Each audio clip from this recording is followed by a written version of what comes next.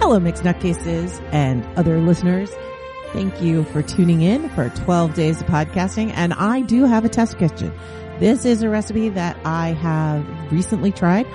I have been wanting to make chicken adobo for a while. And you know what? I have a good friend that I keep saying, can you send me your recipe? Can you send me your recipe? And she doesn't. And it's not because she doesn't want to. It's just she hasn't done it. So I had some chicken thighs and I had the skin on, and I said, you know what? I want to make something that requires the skin to be on. I don't want to de-skin this. What can I make? And I thought, you know what? Chicken adobo would be perfect. So I had to scour the internet for recipes, and I got the recipe. I believe, because I made this like a week ago. I believe the one I got was from Recipe Tin Eats, and it is Filipino chicken adobo, and then in parentheses, flavor kapow. If you have a chicken adobo recipe, please send it to me because I would love to try yours. I know I have Filipino listeners. I know that I have listeners who are married to some Filipinas. So please, please, please send me your recipes because it's delicious and I would like to do it better.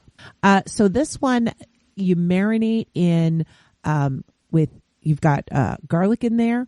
I can't remember if there was ginger or not, but anyway, there's garlic in there, soy sauce, white vinegar, bay leaves, and I think I might have splashed some lime juice in there just because I felt like it needed it. And so what I did is I marinated it in that, and I actually marinated it as my thighs were defrosting because here's one of my tips. I buy my meat in bulk, and when I go to Costco and I get it in bulk, sometimes I go to the business warehouse and get from bulk. And what I do is as soon as I get home, I separate them into vacuum seal bags and I put them in the freezer.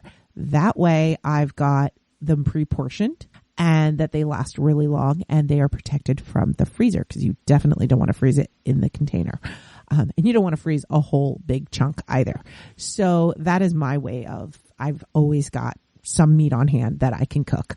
And defrosting, usually I just put it in a bucket of cold water.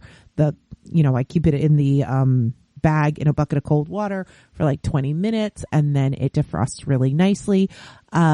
Might take longer. It might take an hour depending on how cold my kitchen is. That tends to work. But if you start defrosting for a little bit, you get the bag open and then you put in your marinade and then you reseal the bag and continue defrosting. And then it's marinating as it's defrosting. Works really well. For cooking, there's some oil. You want more garlic, some onion. I used shallot because I think I mentioned it in another podcast. I just always have shallots on hand because they tend to last better in my kitchen. And I think it just has to do with the supplier that I have. You're going to use some water, some brown sugar, and some black pepper. And I really feel like I added some chili flakes to this, but I don't know. I cooked this a week ago, so of course I can't really remember. But I served it over rice, which was delicious. And what you're going to do is you're going to brown the meat, right? In the you've done your marinade. The marinade is really soaked into the meat there, right? You want to make sure that you marinate for at least 20 minutes. I think I did it for like an hour or two. And then you're going to heat up your oil. You are going to take the chicken from the marinade. You're going to save that marinade, by the way. And then you are going to take that chicken. You're going to put it in the pan and sear both sides until they're nice and brown. Usually takes a minute. I struggle with this because often when I'm trying to brown things, they stick. And then because of the marinade, like the skin was kind of flopping. So the skin actually, when it browned, it got like nice and crispy, almost like a chicken chicharron, which was really good. But you don't want to cook this chicken all the way through at this point.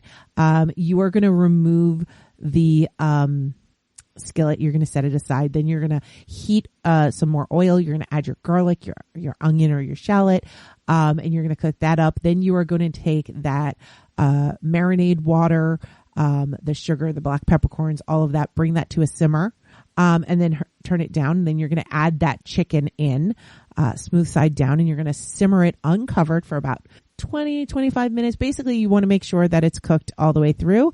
I use an internal temperature probe, like one of those little stick ones. It ends up working really good. And then you want to make sure that that sauce reduces down to like a thick syrup like consistency. You can always let, like, if your chicken is done and you want to, and the sauce isn't as thick as you want, you can cook that more and then put it over as a glaze. I probably should have done that. I didn't. It would have been nice to have that sauce a little thicker, I think, but definitely delicious. And then I served it over rice and it was absolutely delicious. It doesn't look pretty. But you'll see from the picture, it just looks like a bunch of brown chicken, like really brown chicken, but it is absolutely delicious and it just shreds you just take a fork to it and it absolutely shreds on its own. And like many recipes that call for thighs, do not substitute breasts. It is not going to be the same. I'm not an authority on chicken adobo or Filipino cooking, but I can say that I know rule of thumb is if your recipe calls for thighs, breasts are not going to do it. You need those thighs. You need that dark meat, and there is a reason for that. There is definitely a difference between white and dark meat for a lot of cooking, and if it says dark meat, you are going to use dark meat. So that is just my little warning to you. So again, I say, do you have a chicken adobo recipe that you want to give me and you would like me to try? Because I would like you to send me a recipe. I want to try this some more, and I would like to get like some different ideas of what people are doing, because this was delicious. I absolutely loved it. And it wasn't hard. It really wasn't. It was something that I did on a weekday. So yeah, give it a shot. And again, I didn't have to buy anything prepackaged. It was just done. My rice was done in my rice cooker. This was done on my stove. And yeah, you can add vegetables too.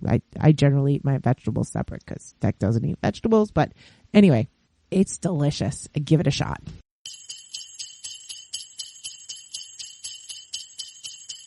The Nutty Bites podcast is produced by Nimlas Studios under the Creative Commons Attribution Non-Commercial No Derivatives 4.0 International Deed. What this means is you can share it, but you can't change it, you can't make money off it, and you need to link back to me, my site, and everything. We live at nimlas.org. There you can find links to social media, Discord, our Facebook group, Patreon, or you can call us at 347-NUTTY-42. We do not consent to having AI scrape, learn from, or repurpose the Nutty Bites podcast.